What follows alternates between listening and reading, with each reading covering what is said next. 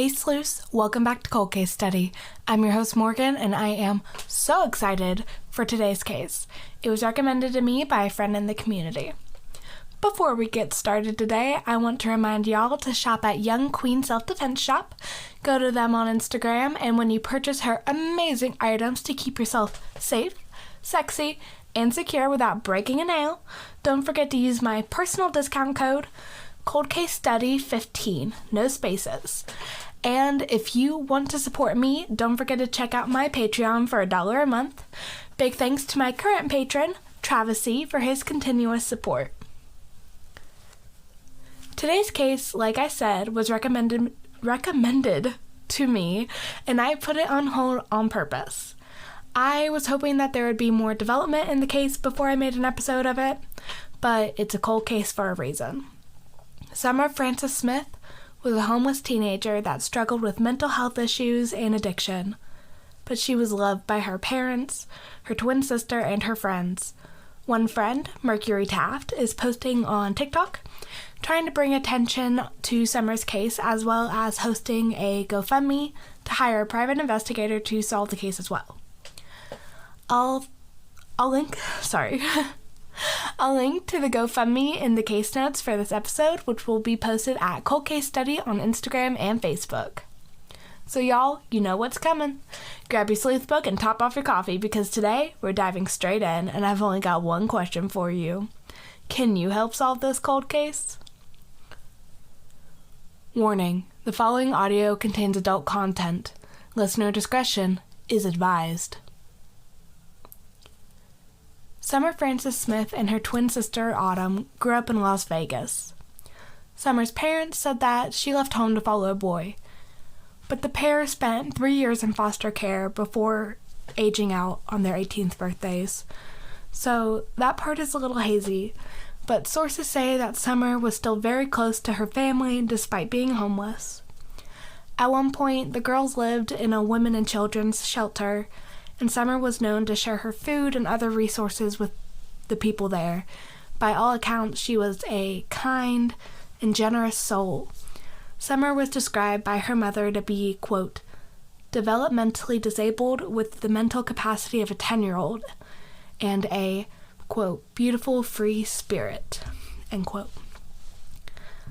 During her time at the Women and Children's Shelter, Summer would take plastic bottles and aluminum cans that she would find and create what was described as, quote, abstract acrylic paintings, and that she would, quote, mold clay onto the canvas to make her work look lifelike, end quote. I'm going to add a picture of Summer with one of her paintings in the case notes so you can see just how talented this young girl was.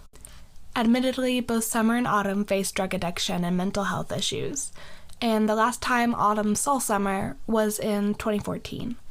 18 years old, who had been clean and sober for 50 days, Autumn was renting an apartment in Las Vegas.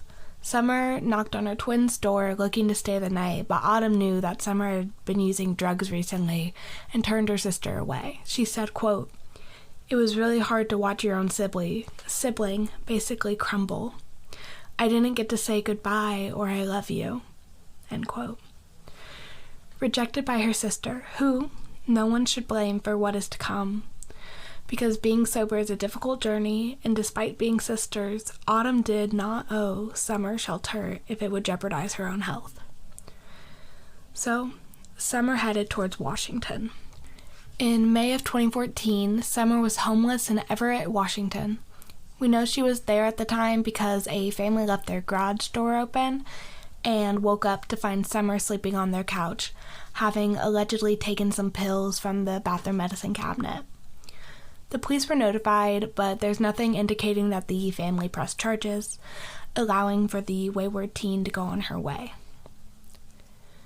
On November 19th, Summer would be heard from for the last time, and by December, her parents were worried, and her mother, Natalie Morrissey, reached out via text. The responses she received were out of character, and the last message that left Summer's phone demanded that her mother stop contacting her, and all of her mother's call went to voicemail. By December 12th, Summer's phone was turned off and no one could get in contact or find her for that matter. And evidence would later encourage investigators to determine that Summer was already dead when the text messages were exchanged with her mother.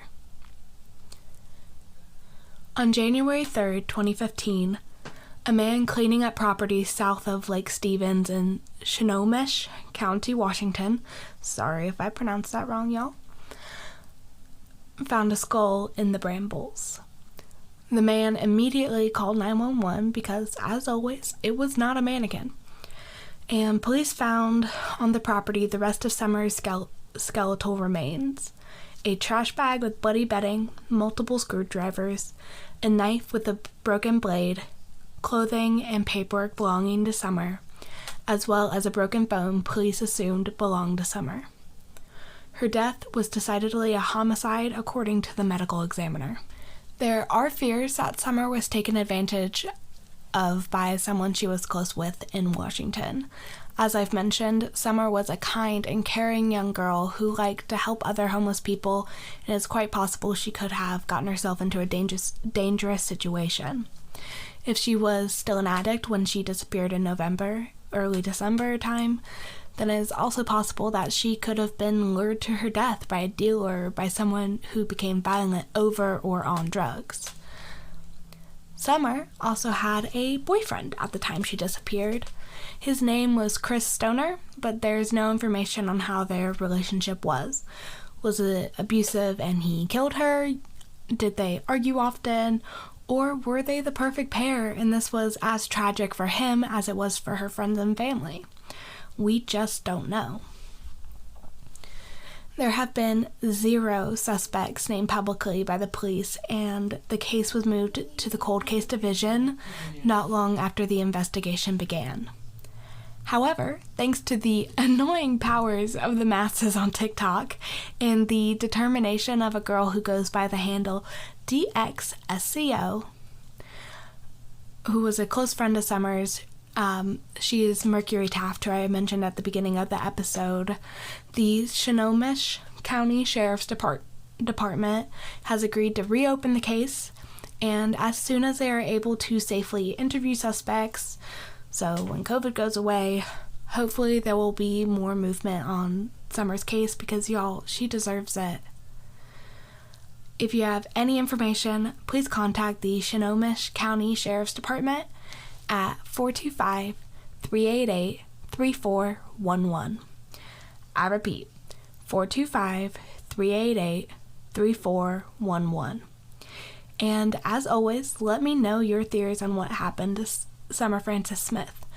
Do you think maybe she was stabbed and that's why she was found with a knife with a broken blade and the bloody bedding? Do you think she was tortured? I mean, there were screwdrivers. I don't know why there'd be screwdrivers.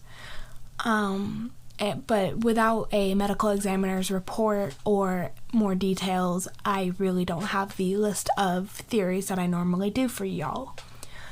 But let me know what you think by DMing me on Facebook or Instagram at Cold Case Study or by emailing me at coldcasestudy@gmail.com. Thank you guys so much for tuning into episode 15, Summer Frances Smith, despite how short it is. Please think about supporting me via Patreon for $1 a month. Like I said at the beginning of the episode, you'll get a sticker, a handwritten thank you note, a shout out in an episode, and your choice of bracelet or necklace. And if nothing else, tell your friends about my show and leave me a 5-star review on Apple Podcasts to help more sleuths like you find Cold Case Study. Ooh, my voice got out there for a hot second.